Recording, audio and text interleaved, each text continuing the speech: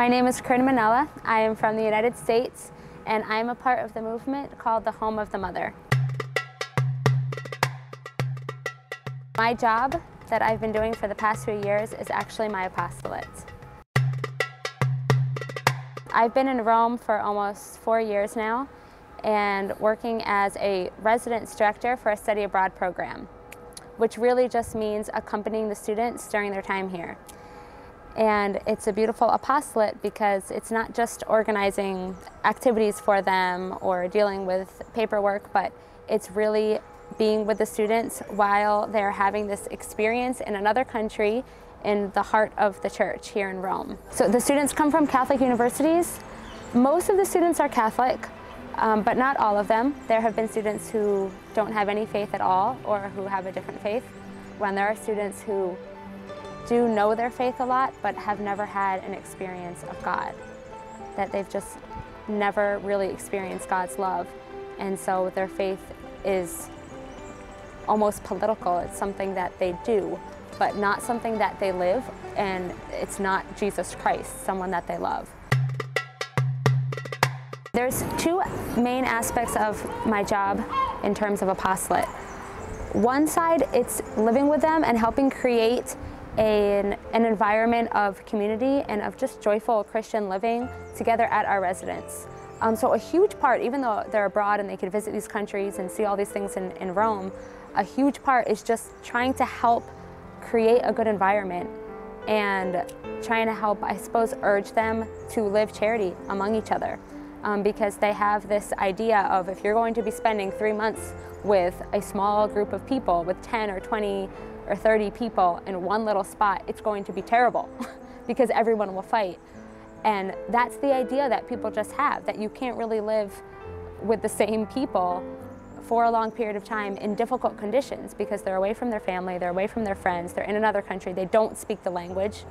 All their classes are in English, but they're here in Italy. So it's really a tight group of people together, and it's making that tight group of people a community. Sometimes you have to say, you can either make each other's lives terrible or you can make each other's lives beautiful.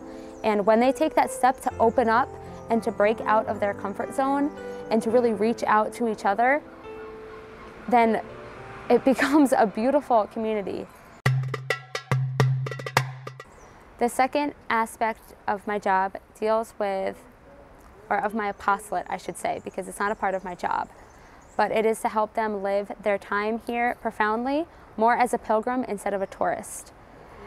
Because they could come here, study abroad, and take a million pictures and fill up their Facebook and have all these cool experiences to tell their friends and have lived a very superficial experience.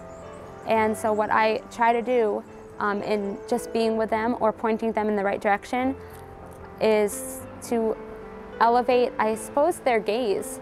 I don't really know how, but I see it as my responsibility, and I try to do it to kind of, I suppose, inspire their thirst for something more, that they, want more out of their life, and being away from your friends and your family and your comfort zone and the normal situation that you have control of. Being away from all of that and being here is really a great opportunity to just to learn and to open up. One of the most beautiful parts of the apostolate has been the opportunity to take the students on pilgrimages. They go to, a place of a saint, and it's not just finding out information, but it's really experiencing, I guess, the spirituality of that saint. When we go on pilgrimages, I think having Our Lady with us is a huge deal, and there's all these little things that happen. I really can say there have been so many little miracles that I have been a witness to on these trips that we do, and these crazy little things happen, and the students experience this, and when they realize, these are not just little coincidences, but this is the presence of Our Lady with us and helping us, and she is just taking care of us. It's just an amazing thing that they've never experienced before. They come here and they're thinking, even with the intention of, I want to party and just live the bar scene in Rome because I'm not 21 in the States, so I can't do that legally, but here I can. But then coming in contact with either other young people who are living their faith or being able to hear the words of the Pope as he's saying them it is something incredible, and it's amazing what God can do just with an open soul. And that has been a beautiful experience for me, just seeing when a soul is really open, God comes in and can transform someone's life. And He uses every little thing to try to do that. At our residence, we have a chapel, and so we try to do a weekly holy hour. And even in the beginning, if it was just me there, then I would be praying for the students. But little by little, every semester people would come. And every semester is different because it's a different group of students, and every soul is free to choose how they want to live their life. But to see how they've opened up to Christ in the Eucharist, I think, has been really beautiful. You don't have to think of these big plans to try to reach the souls. You just work with the people in front of you in the situation that you have. For me, a lot of times it's just at meal times with them. I eat my meals with them, or they'll just come over into, you know, a common area that we have just to hang out, and just trying to lift that into a Christian environment, and even proposing really specific Christian things. You know, let's celebrate a feast day, or let's do an actual pilgrimage, let's pray the rosary together.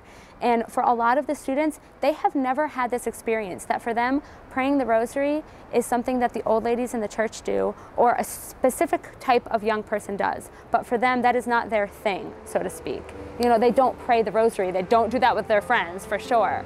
You know, but to see other young people that are open to do it, and then if they're all in the same community, they're all in the same environment, then sometimes they just do it because everyone else is doing it. And then they have this experience of, wow, this is beautiful, and this is honestly helping me live my faith and open myself to the presence of God and to the love of Our Lady for me that I did not know existed. You know, I'm Catholic, and yes, I can say the Hail Mary, but I did not know that Mary is my mother, and that she loves me, and she intervenes in the very little details of my life. And she intervenes on this trip, on this pilgrimage, you know, arranging, getting all the trains perfectly, and sending this one priest to us to speak to us about what we were wondering about the saint, and all these little miracles that happen. If prayer is not first, then I think I would drown in the apostolate, because the needs are so demanding, and it's very clearly something that surpasses my capacities. So my strength is definitely Jesus in the Eucharist, and definitely Our Lady. I think living the apostolate with Our Lady has really made the apostolate more beautiful for me. That the more I asked her to be with me in the apostolate, the more she's really come and just taken total control. And even if I mess up 100 times a day, she doesn't let my faults get in the way, in this sense. That's what I ask her. But she really takes over the apostolate. I definitely think there's hope for young people today.